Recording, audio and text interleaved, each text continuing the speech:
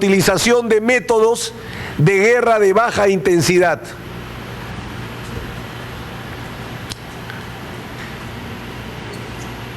En esta acusación se ubica a Fujimori como líder de la organización. Y resalto algo que es importante, señores miembros del tribunal. En esta acusación adecuada, expresamente se dice: Fujimori es autor de los crímenes de Barrios Altos y La Cantuta por haber ordenado la ejecución de tales acciones. No habla de una política general. En esta acusación, cuando se quiere referir la fiscalía política, utiliza el término política. Pero acá ya no habla de política, habla de órdenes.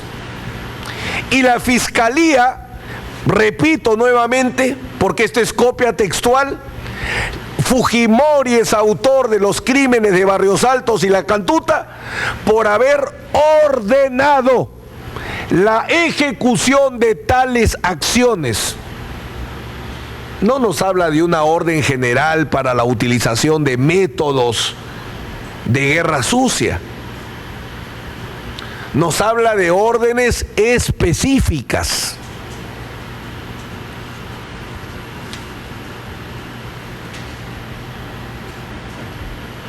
Y agrega que el plan Zipango es la partida de nacimiento del Grupo Colina.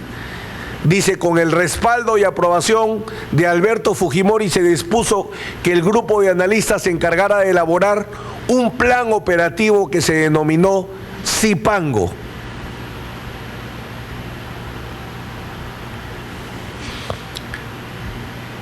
Y finalmente la acusación oral,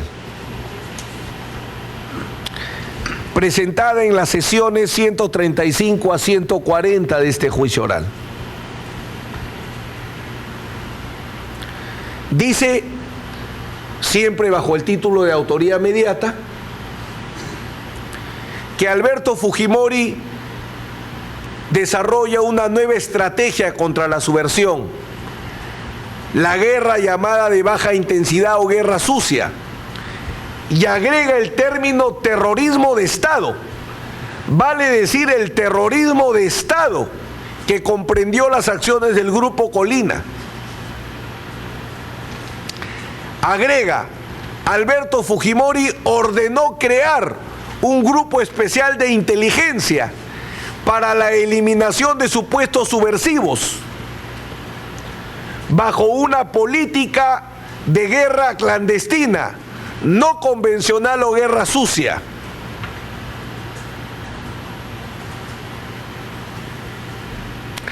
Y aquí un cambio radical con la acusación escrita.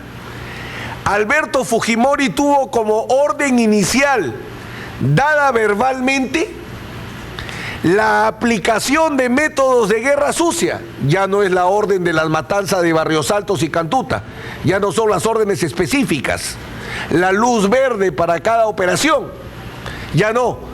Dice que se trató de una orden verbal, agrega el término verbal, para la aplicación de métodos de guerra sucia, que originó la creación de un aparato de poder en el CIN, cuyo órgano ejecutor fue el Grupo Colina. El jefe del aparato paralelo fue Alberto Fujimori, quien tuvo el control del programa y las actividades del Grupo Colina.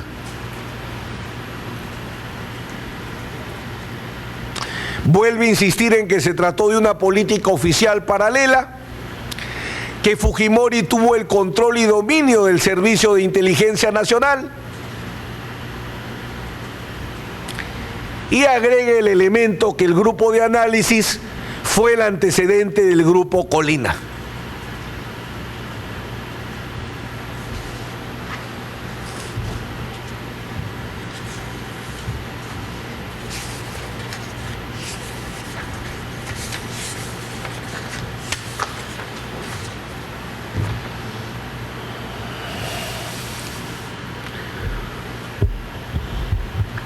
no me voy a atrever, señor presidente, señores vocales, a denunciar una mutación de los hechos, pero sí por lo menos dejar constancia de una reorganización de los hechos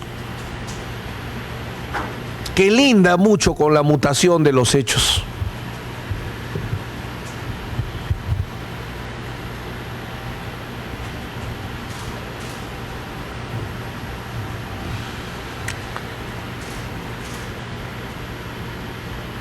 Y la sala tendrá el gran trabajo de determinar finalmente cuáles fueron los hechos centrales,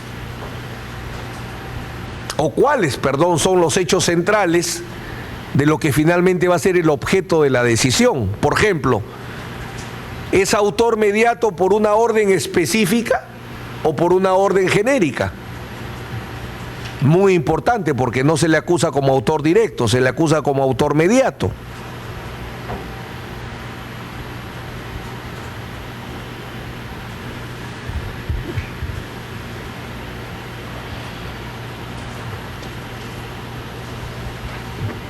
Para hablar de reorganización de los hechos y no de mutación, prefiero entender que el fiscal, cuando habla de orden genérica, se refiere en realidad a la política. Porque el fiscal utiliza tres conceptos para formular su acusación. Habla de política, habla de estrategia y habla de orden, que son tres conceptos distintos. Una cosa es una política, otra una estrategia y otra una orden. Y las tres las utiliza para la construcción de su caso. Fujimori, autor de una política; Fujimori, autor de una estrategia; Fujimori, autor de las órdenes.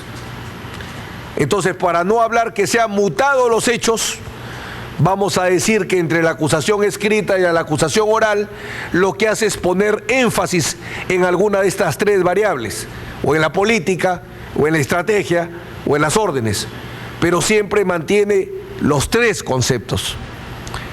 Es verdad, la Corte Suprema ha establecido la importancia que tiene la acusación oral,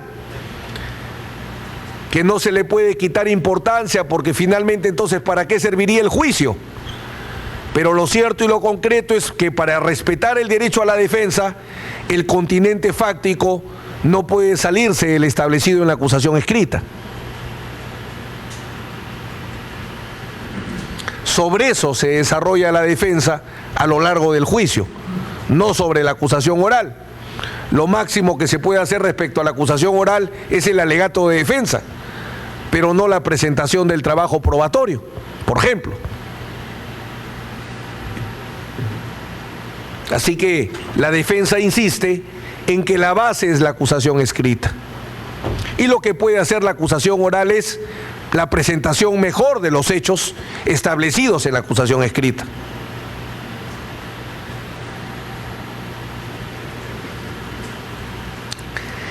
El otro tema base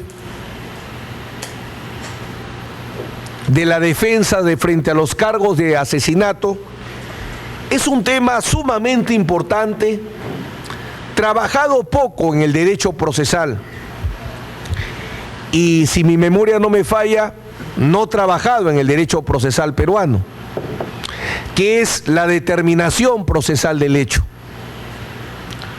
o la individualización procesal del hecho.